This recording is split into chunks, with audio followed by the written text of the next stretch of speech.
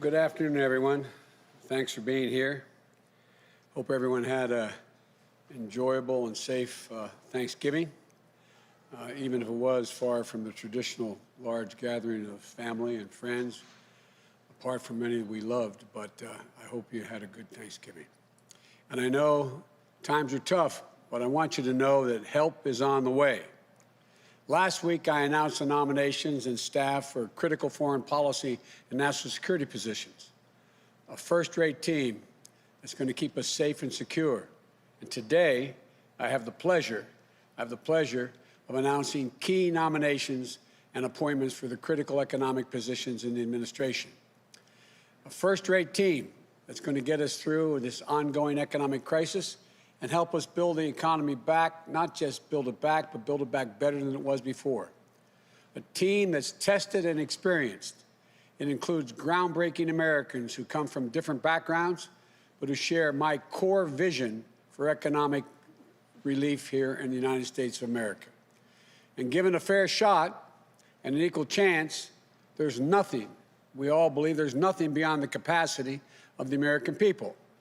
Let's not forget who built this country. Working class and middle class people built this country, and unions built the middle class. And from the most unequal economic and job crisis in modern history, we can build a new American economy that works for all Americans, not just some, all. We need to act now, though, and we need to work together. You know, in the weeks since winning the election, Vice President Harris and I have covered meetings with a number of people. We convened meetings with labor leaders and CEOs at the same time, mayors and governors of both political parties. There's a consensus out there that as we battle the COVID-19 disease, we have to make sure that business and workers have the tools, resources, and guidance, and the health and safety standards to be able to operate safely. The goal is simple: to keep businesses and schools open safely. And for millions of Americans who have lost their jobs or hours and have had to claim unemployment, we have to deliver them immediate relief. That includes affordable health care for millions of people who have lost it and are in danger of losing it, child care, sick leave, family leave, so workers don't have to choose between work and family, relief from rent and student loans. We need to support small businesses and entrepreneurs who form the backbone of the communities that we live in, that are teetering on the edge. You know, there's an urgent need to fund state and cities so the frontline workers on those jobs can stay in the jobs. You know, the founders are pretty smart. I could have gotten this lesson from the future Secretary of the Treasury. You know, there's a reason why all the states and localities have to have a balanced budget, but we're allowed federally to run a deficit in order to deal with crises and emergencies that we have in the past. And we have to keep vital public services running. We have to give aid to local and state governments to make sure they can have law enforcement officers, firefighters, educators, as we did in the Recovery Act of 2009. And right now, the full Congress should come together and pass a robust package for relief to address these urgent needs. But any package passed in a lame duck session is likely to be, at best, just a start. My transition team is already working on what I'll put forward in the next Congress to address the multiple crises we're facing, especially our economic and COVID crises. And the team I'm announcing today will play a critical role in shaping our plan for action starting on day one and move fast to revive this economy. They're going to help me, help the country lay out my Build Back Better plan, a plan that an independent analysis from Moody's, a well-respected Wall Street firm, projected would create 18.6 million jobs. It's based on a simple proposition: reward hard work in America, not wealth. It's time to invest in infrastructure, clean energy, climate change, manufacturing, and so much more that will create millions of good-paying jobs. And it's time we address the structural inequities in our economy that this pandemic has laid bare. Economists call this current economy in recovery K-shaped. Well, like the two lines coming off of a K, Some people are seeing their prospects soar upward, while others are watching their economic prospects drop sharply. For those at the top, jobs have come back, and their wealth is rising. For example, luxury home sales are up over 40% compared to last year. But for those in the middle and the bottom, it's a downward slide. They're left figuring out how to pay the bills and put food on the table. Almost 1 in every 6 renters was behind in rent payments as of October. Let me be clear. With this team and others, we'll add in the weeks ahead that we're going to create a recovery for everybody, for all. We're going to get this economy moving again. We're going to create jobs, raise incomes, reduce drug prices, advance racial equity across the economy, and restore the backbone of this country, the middle class. Our message to everybody struggling right now is this: help is on the way. My dad, you've heard me say this before, when he lost his job in Scranton when I was a kid, and we eventually moved the family not far from here, Claymont, Delaware, just in the outskirts of Wilmington. He used to say, Joey, a job is about a lot more than a paycheck. It's about your dignity. It's about respect, your place in the community. It's about being able to look your kid in the eye and say, honey, it's going to be okay, and mean it. He also used to say, Joey, I don't expect the government to solve my problems, but I do expect them to understand my problems. This team understands. For Secretary of Treasury, I am really pleased to be able to nominate Jannet Yellen. No one is better prepared to deal with these crises. I wish it weren't as much of a crisis, future Secretary. But she'll be the first Treasury Secretary who is also Chair of the Federal Reserve, Vice Chair of the Federal Reserve, and Chair of the President's Council of Economic Advisors. Jannet is one of the most important economic thinkers of our time. She has spent her career focused on employment and the dignity of work, which is really important to me and to all of us. She understands what it means to people and their communities when they have good, decent jobs. Respect across, being looked at by their neighbors and being respected, it matters a lot to them. And respected across party lines and around the world by Main Street and Wall Street. An educator, a mentor, above all, the daughter of a working class Brooklyn neighborhood who never forgot where she came from. Her husband, George, is pretty good, too. He's won a Nobel Prize, but he's the one that married up. Jan will be the first woman to hold this office. We might have to ask Lin-Manuel Miranda, who wrote the musical about the first Secretary of Treasury, Hamilton, to write another musical about the first woman Secretary of the Treasury, Yellen. So that's what I'm working on right now, Jannet. For Director of Office of Managing the Budget, I nominate Neera Tanden. You know, I've known Neera a long time, a brilliant policy mind with critical practical experience across government.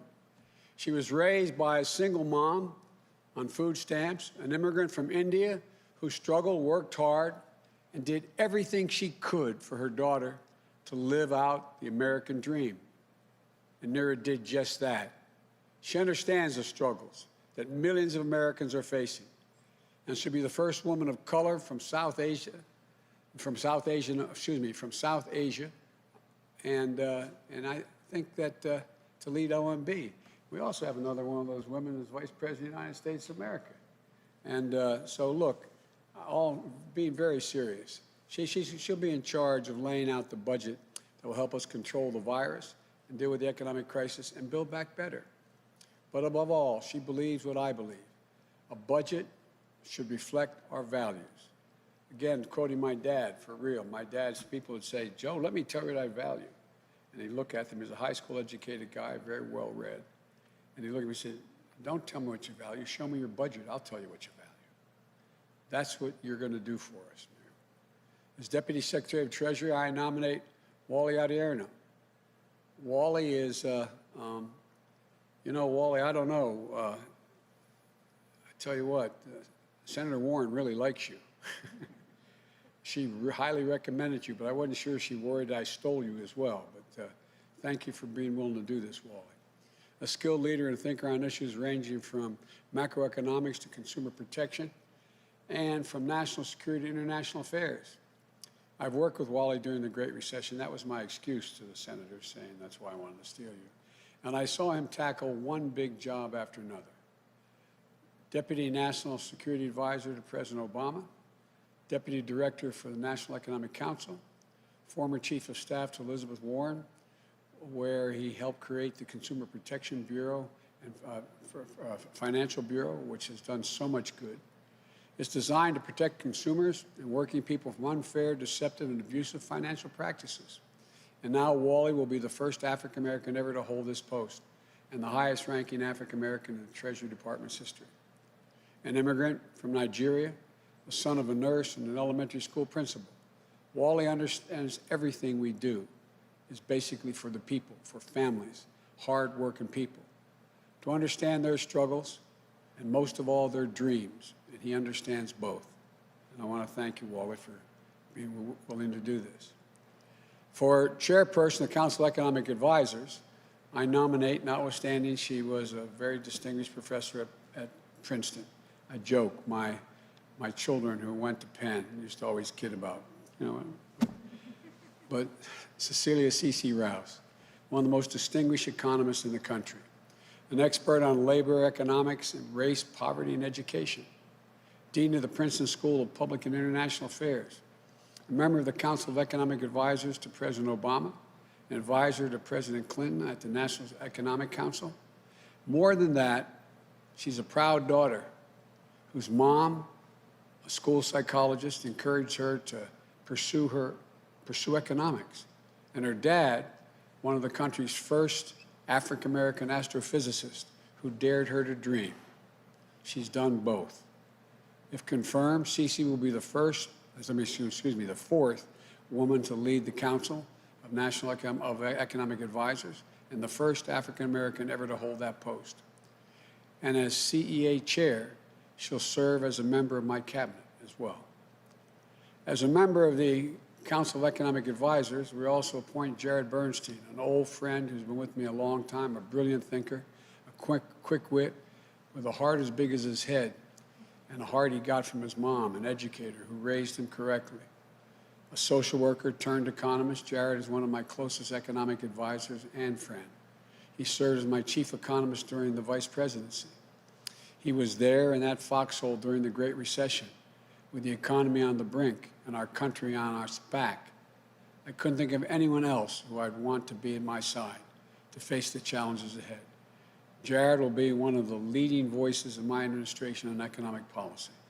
I can always count on him to deliver straight from the shoulder, as his hero FDR used to say, straight from the shoulder. The one thing I can assure you is working people will always have a voice with Jared in this council.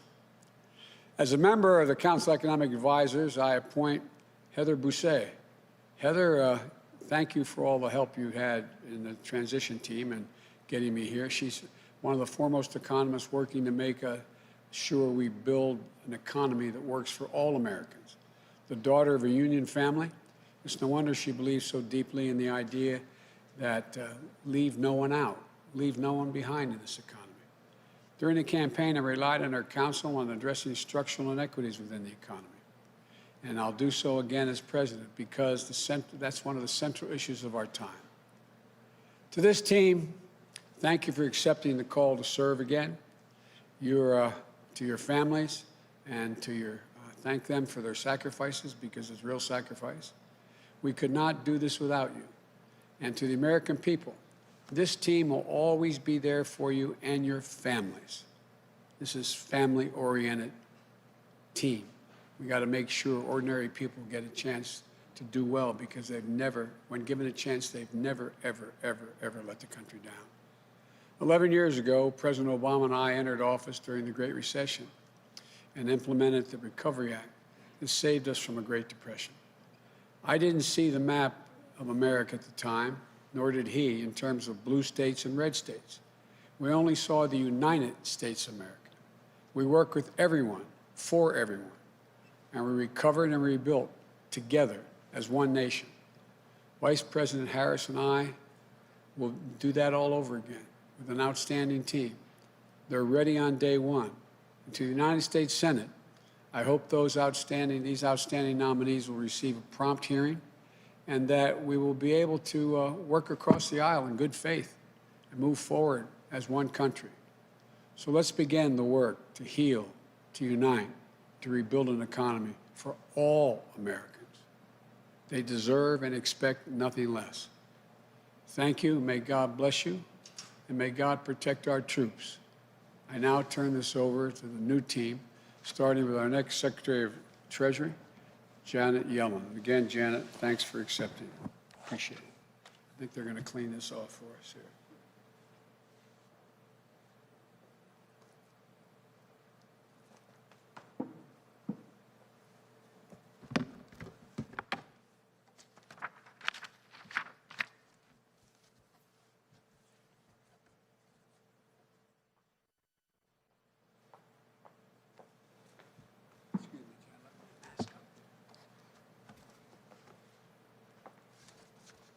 No, I put it in my book.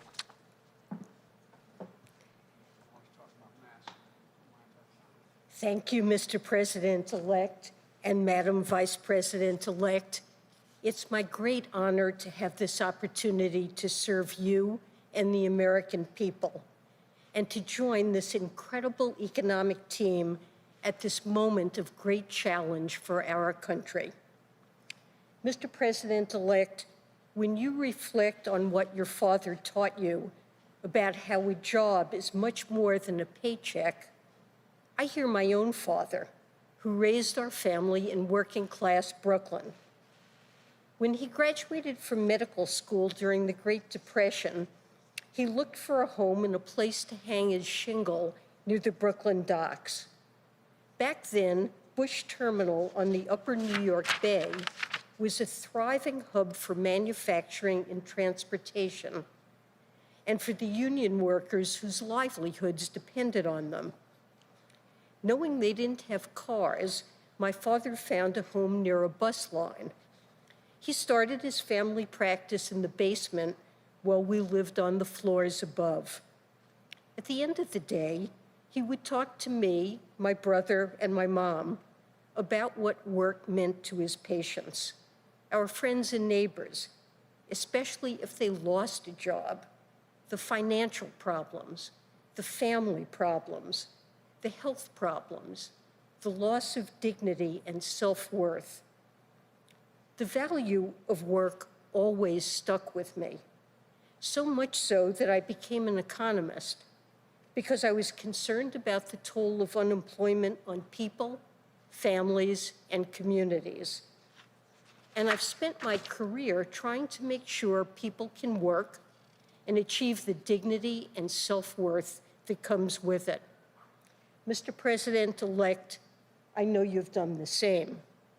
I saw that understanding during the last Great Recession and the Recovery Act that followed. And now we're facing historic crises again. The pandemic and economic fallout that together have caused so much damage for so many and have had a disproportionate impact on the most vulnerable among us. Lost lives, lost jobs, small businesses struggling to stay alive or closed for good.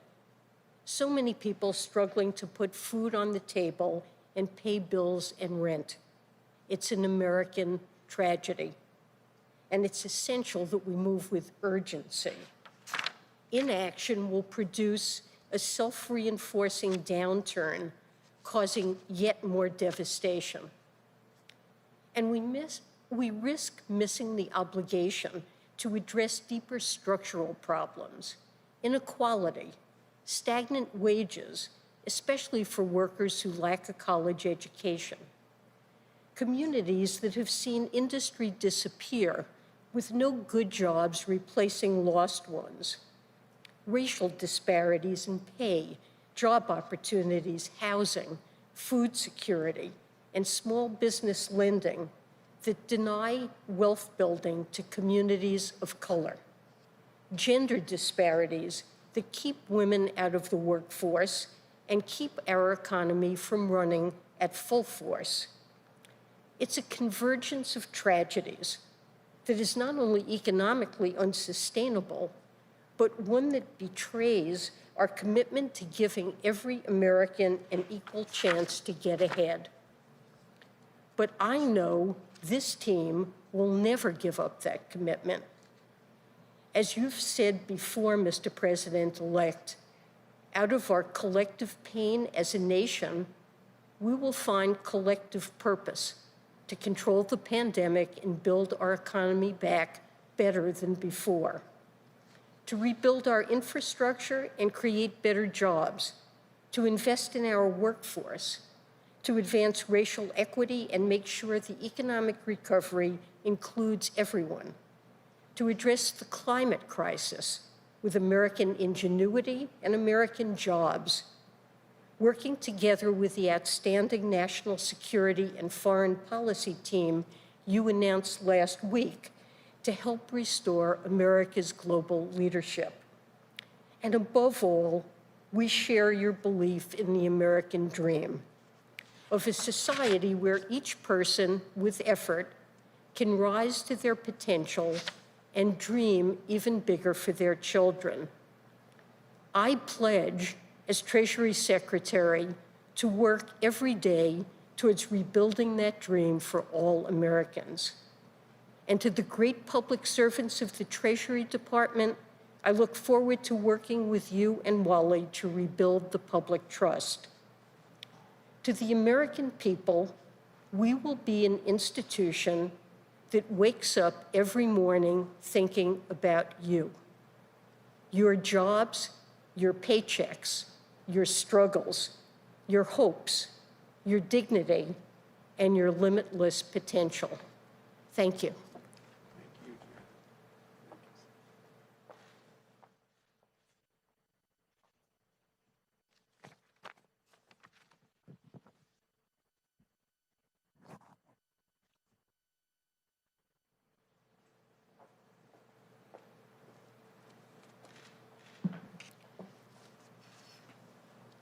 Mr. President-elect, Madam Vice President-elect, I'm humbled and honored by the trust you've placed in me to work with this talented team on behalf of the American people.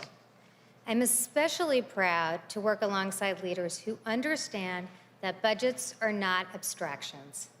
They are a reflection of our values. They touch our lives in profound ways, and sometimes they make all the difference. Like the Vice President-elect's mother, Kamala, my mother, Maya, was born in India. Like so many millions across every generation, she came to America to pursue a better life. I was raised in a suburb of Boston, a middle-class kid. But when I was 5, my parents got divorced, and my mom was left on her own with 2 young children and without a job.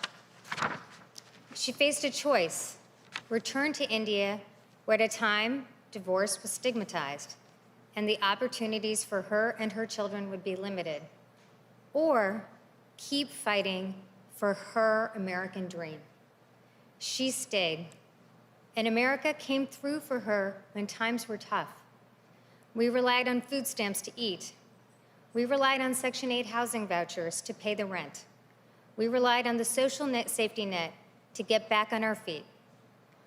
This country gave her a fair shot to reach the middle class, and she made it work.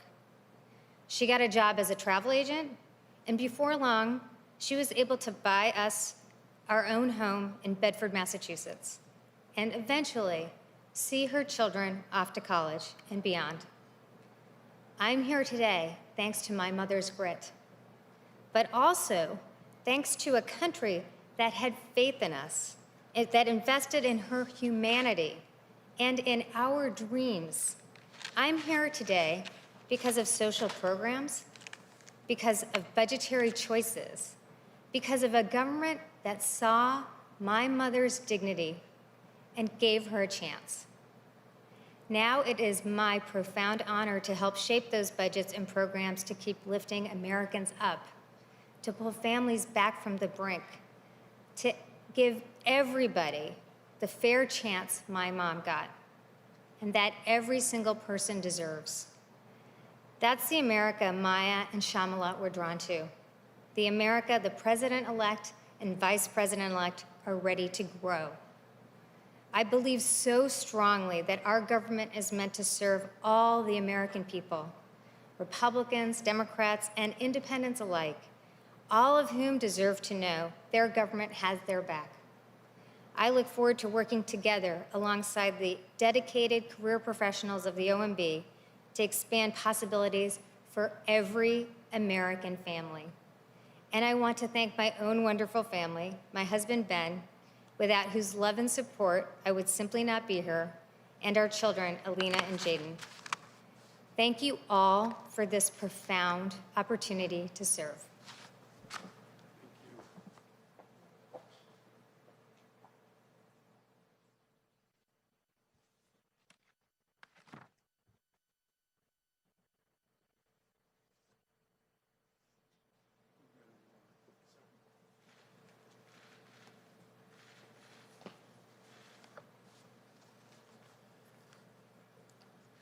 Mr. President-elect, Madam Vice President-elect, thank you for this profound opportunity to return to the Treasury Department and serve the American people. I know firsthand the President-elect's capacity to lift our country out of hard times because I had the privilege of working with him to help Americans recover from the Great Recession. In California's Inland Empire, where I'd grown up in a working-class neighborhood, the Great Recession hit us hard. We were one of the foreclosure capitals in the United States. The pain of this was real for me. It wasn't just numbers in a report or stories on the nightly news, but neighbors and friends who lost everything. I was proud of the work I got to do at the Consumer Financial Protection Bureau, protecting American consumers, and at the Treasury Department, helping to grow the U.S. economy. I was proud also of getting a chance to serve with leaders like the President-elect, who oversaw the Recovery Act's implementation, investing in American workers, betting on their resilience and drive, and giving families a chance to get up off the mat. I believe that's what public service is all about at its best, giving people a fair shot when they need it most, offering hope through the dark times, and making sure that our economy works not just for the wealthy, but for the hardworking people who make it run. Those are the lessons I learned from my parents, an elementary school principal and a nurse who came to America to build a better life for me and my siblings. They taught us that we have a responsibility to serve our community and the country that gave us so many opportunities. But I also learned early on how much more needs to be done to ensure that everyone has a fair chance they deserve. I look forward to working with Janet Yellen to reduce inequality in this country and expand the middle class and make sure that we build an economy that works for everyone. And as we build back better, we must also remain laser focused on the Treasury Department's critical role protecting our national security. This includes using our sanctions regime to hold bad actors accountable, dismantling the financial networks of terrorist organizations and others who seek to do us harm, and ensuring our foreign investment policy protects America's national security interest. The challenges before us today are unlike anything we have ever faced. But I know that what the President-elect so often reminds us of is true. The American people can do anything when given a chance. And I'm honored to be a part of this talented team and to work with them and all the American people to build an economy that gives everyone that chance and turns our nation once again from crisis to hope. Thank you.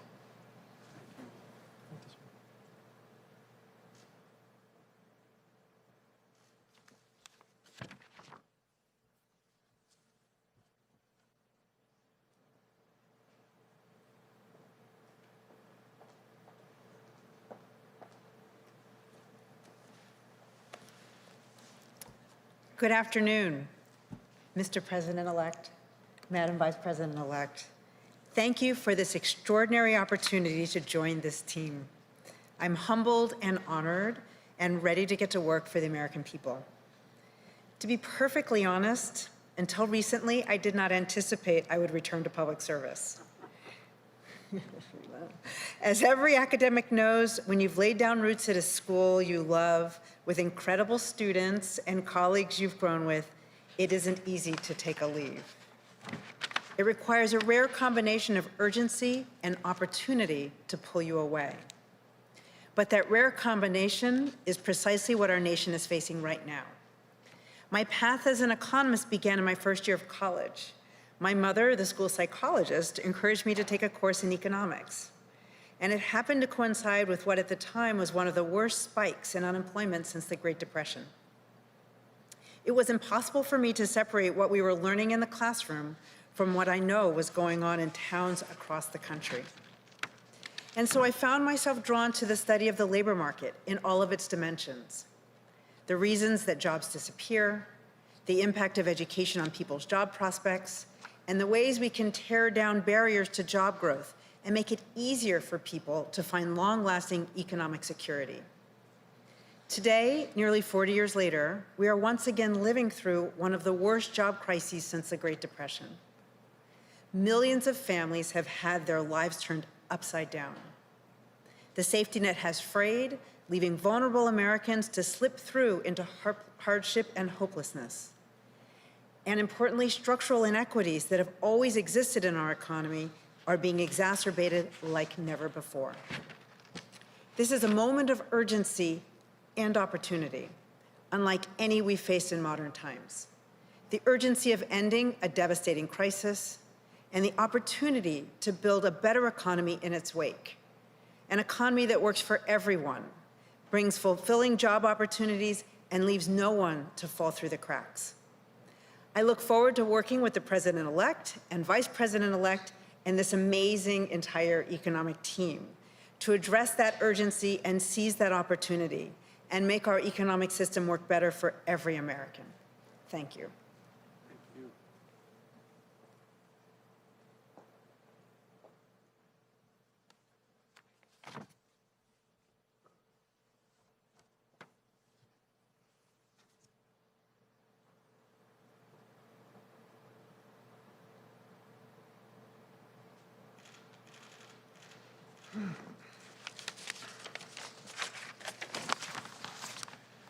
Good afternoon. I'm hard-pressed to find the words to express my gratitude to the President-elect and Vice President-elect for the chance to be here today. In thinking about the path that brought me here, a good place to start is 12 years ago, almost to the day, when I met with then Vice President-elect Biden at his home not far from here. It was supposed to be a job interview to be his chief economist, but it quickly turned into a conversation about economic justice and fairness, which, as many here know, is a common destination in conversations with the President-elect. Over the years, we've continued that discussion. Often it takes the form of some policy minutiae. Sometimes it's me hitting him with far more graphics than are necessary, or him telling me to stop speaking economese and start speaking English. Guilty as charged, Mr. President-elect. I suspect the reason we had such a meeting of the minds back then dates back to a common saying in my household when I was growing up. If you're not part of the solution, you're part of the problem. I grew up with a single mother, a lifelong educator. There was a picture of FDR on the wall. Her proudest moment wasn't when I got a PhD, it was when I got a union card. Local 802, the New York City's musicians union, but that's a whole other story. Of course, if you intend to be part of the solution, you need to accurately diagnose the problem. In that regard, I think the President and Vice President-elect's agenda is timely, resonant, and visionary. Yes, they've stressed the urgent need to control the virus and provide the relief needed to help families and businesses get to the other side of this crisis.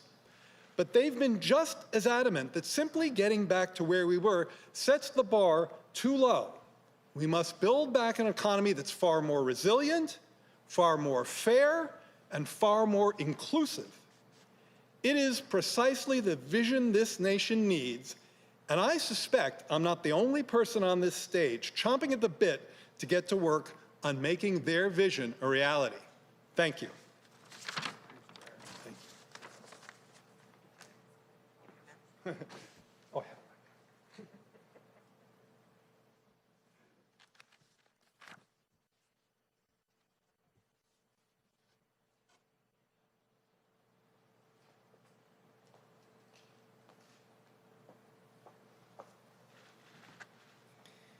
Mr. President-elect and Madam Vice President-elect, I am honored and very grateful for the chance to be a part of this absolutely exceptional team and excited to get to work helping build an economy rooted in the values that we share: equality, opportunity, and the dignity of work. It's no accident that I've focused my career on instilling those values in our economy, developing policies that help our nation grow stronger by growing more equitably. Like the President-elect and the Vice President-elect, those values were instilled in me at a young age.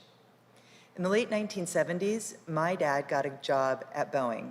And if you grew up in Seattle like I did, you know what that means. A lot more than a paycheck, as Jannet referenced, and as the President so often reminds us. And for our family, my dad's job at Boeing meant security. It meant union benefits, a place in the neighborhood, a place in the middle class. But when the recession hit in the early 1980s, one by one, the pink slips arrived for every family in our cul-de-sac. Every kid at my bus stop had a parent who was laid off. Our entire community saw its future dimmed, and one by one, it was my turn. So the first time I truly experienced this thing called the economy, it was my parents sitting down and explaining that things were going to be tougher for a while because my dad was on layoff. Too many kids in America experience the economy through those kinds of difficult conversations, or far worse.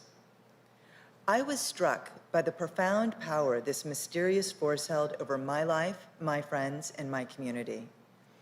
And I wondered if that power couldn't also be wielded to create happier conversations and fuller lives. I've dedicated my career to figuring out how we can grow and sustain the middle class and uproot the gender barriers and racial barriers that leave too many Americans outside the dream looking in. Through the organization I co-founded, I've pursued solutions to reverse the dangerous march of inequality and bring us back to the core value of broadly shared success. That's the same value I see at the heart of the Build Back Better plan, and why I'm so excited and honored to help this team bring not just good jobs, but the good lives and peace of mind that comes with them to every American community. Thank you.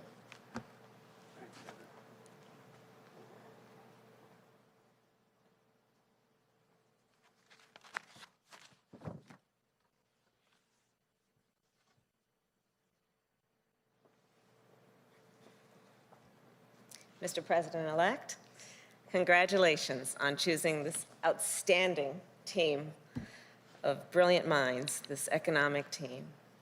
This is the right team for this moment. And to our nominees and appointees, thank you for your continued service to our nation. This is the team we need to deliver immediate economic relief to the American people, to get our economy back on track, and to make sure it works for working people.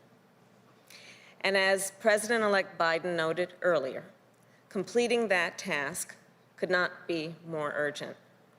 Cases of COVID-19 are spiking, and beyond the tragic loss of life, the toll of this recession continues to mount. Across America, 1 in 6 adults with children say their families are hungry. Janet Yellen talked about food insecurity. This is real. We are looking at a hunger crisis in America right now. 1 in 3 adults are having trouble paying their bills, essential bills, the bills that need to be paid at the end of every month to get to the next month. And the number of open small businesses has fallen by nearly 30% due to this pandemic, while many others are hoping they can stay afloat until a vaccine is available. These are the struggles, the worries that keep people up in the middle of the night, that have them sitting at their kitchen table past midnight, trying to figure out how they're going to make it work. But Americans are not united by their worries alone. They are also united by their aspirations, the aspirations they have for themselves, for their children, for their families, and for their community. Because no matter where you live or what language your grandmother speaks, everyone wants to be able to get a job and keep a job. No matter what your gender or who you love, everyone wants to be able to buy a home and keep a home. And no matter how you worship or who you voted for in this election, everyone wants to be able to give their children a decent education and allow those children to pursue their dreams, even during a pandemic. And Joe and I understand that. We were raised to respect the dignity of work. We were raised by hardworking parents who always understood the dignity of work and the potential not only for their children, but of our country.